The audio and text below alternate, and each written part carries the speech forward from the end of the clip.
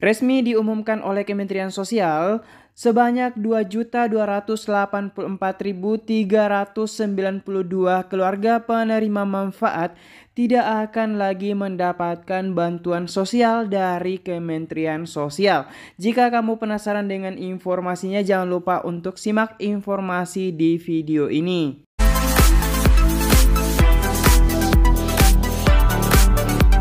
Assalamualaikum warahmatullahi wabarakatuh. Selamat datang di channel gue Rahman. Di video kali ini saya akan memberikan informasi terkait bantuan sosial yang telah dicabut oleh Kementerian Sosial. Jadi seperti yang saya katakan di awal video, kurang lebih 200.000-an yang tidak akan lagi mendapatkan bantuan sosial. Nah, di sini saya akan bahas tuntas siapa saja mereka. Dan teman-teman yang penasaran dan belum subscribe, sebelum kita lanjut saya ingatkan untuk klik tombol subscribe untuk channel gue Rahman agar teman-teman tidak ketinggalan informasi pada saat saya update informasi-informasi kehidupan sosial. Baik teman-teman, kita lanjut ke pembahasannya, tapi jangan lupa klik tombol subscribe terlebih dahulu. Kementerian Sosial telah mengumumkan bahwa mereka telah menyelamatkan potensi kerugian negara dalam penyaluran bantuan sosial lebih dari 523 miliar. Kira-kira apa maksud dari postingan Kementerian Sosial mengenai ini? Apakah terdapat kecurangan di penyaluran bantuan sosial sehingga bisa menimbulkan kerugian sebanyak 523 miliar atau bagaimana? Nah, di sini saya akan bahas tuntas. Teman-teman wajib untuk menyimak sampai selesai karena di akhir video saya akan menyampaikan ada aplikasi yang bisa teman-teman terhubung langsung ke Kementerian Sosial. Oke, kita lanjut aja ya bahas mengenai kerugian ini dan siapa saja masyarakat yang akan dicabut kepesertaannya mendapatkan bantuan sosial sebanyak 2 juta orang. Ya, perlu diketahui teman-teman bahwa Kementerian Sosial telah menghapus sebanyak 2.284.392 keluarga penerima manfaat. Jadi ini itu mereka telah menandai semua penerima manfaat dan menyatakan tidak layak mendapat bantuan sosial. Jadi kurang lebih 2 jutaan yang dihapus. Jadi siapa saja mereka kita akan bahas tuntas, dan hal ini merupakan bagian dari komitmen Kementerian Sosial untuk memperbaiki data terpadu kesejahteraan sosial atau DTKS. Jadi seperti kita ketahui bersama bahwa banyak yang mendapatkan bantuan sosial yang tidak tepat sasaran.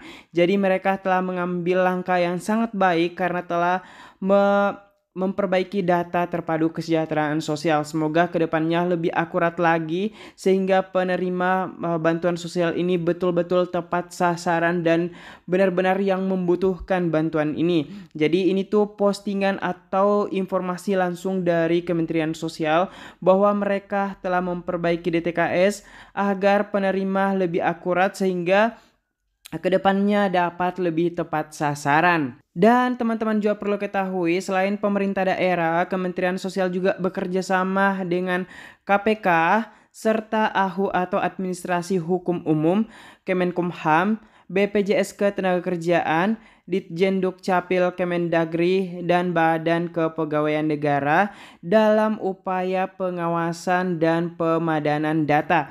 Jadi ini langkah awal, langkah yang sangat baik karena mereka melibatkan beberapa instansi negara untuk memastikan apakah yang mendapatkan bantuan sosial ini betul-betul layak atau tidak. Jadi teman-teman, ada beberapa data yang diperbaiki dan diperbaharui. Lalu apa saja data yang diperbaiki atau diperbaharui? Kita akan bahas setelah ini.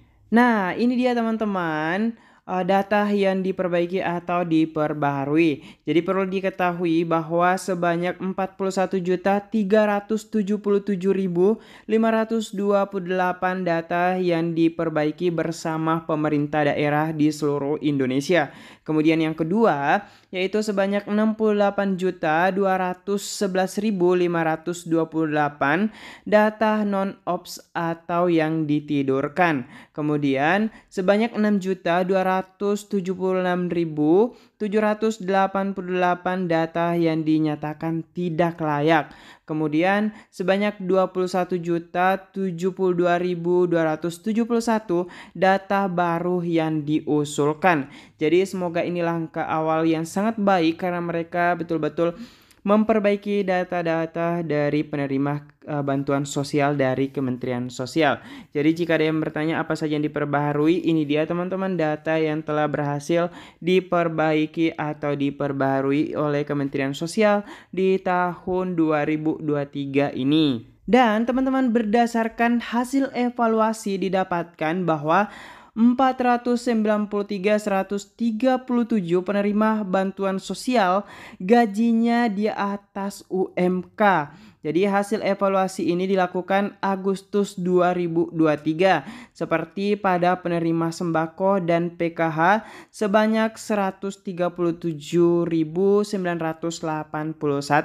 Kemudian yang kedua sebanyak 23.879 penerima bantuan sosial adalah ASN atau aparatur sipil negara.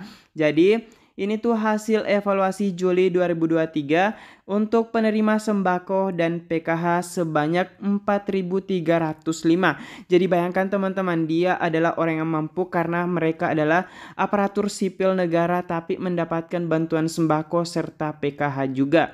Kemudian sebanyak 13.369 terdaftar pada Ditjen AHU hasil PDTT dan LKBPK 2022, penerima sembako dan penerima kartu PKH sebanyak 1.340 dan data KPM terindikasi sebagai pemegang saham. Jadi bayangin teman-teman, mereka adalah orang-orang mampu tapi tidak merasa tidak enak untuk menikmati uang negara, padahal ini itu diperuntukkan untuk masyarakat yang betul-betul dinyatakan mampu. Jadi semoga dengan adanya evaluasi dan perbaikan data sehingga mereka betul-betul dihapuskan dan tidak mendapatkan lagi bantuan sosial. Dan teman-teman, jika data tersebut tidak segera ditindaklanjuti atau diperbaiki, maka negara akan memiliki potensi kerugian sebanyak 140 miliar setiap bulan. Bayangin teman-teman, sebanyak 140 miliar dihambur-hamburkan uang ini untuk mereka yang mampu dan termasuk ASN dan mereka juga memiliki saham seperti itu. Jadi semoga kedepannya betul-betul penerima bantuan sosial ini adalah mereka-mereka yang betul-betul layak mendapatkan bantuan ini. Teman-teman perlu ketahui, Ibu Risma selaku Menteri Sosial Republik Indonesia mencoba pada tahun 2021 sudah melakukan evaluasi tiap 6 bulan.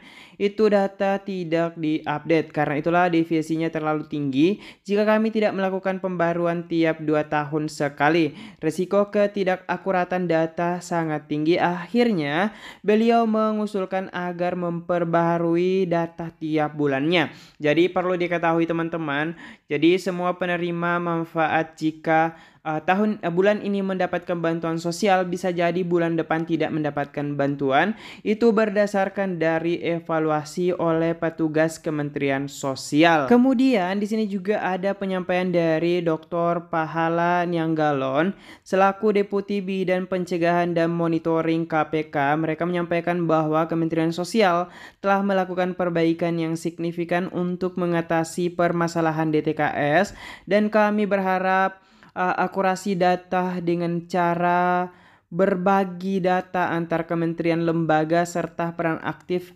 pemerintah daerah akan menjadi suatu proses bisnis reguler.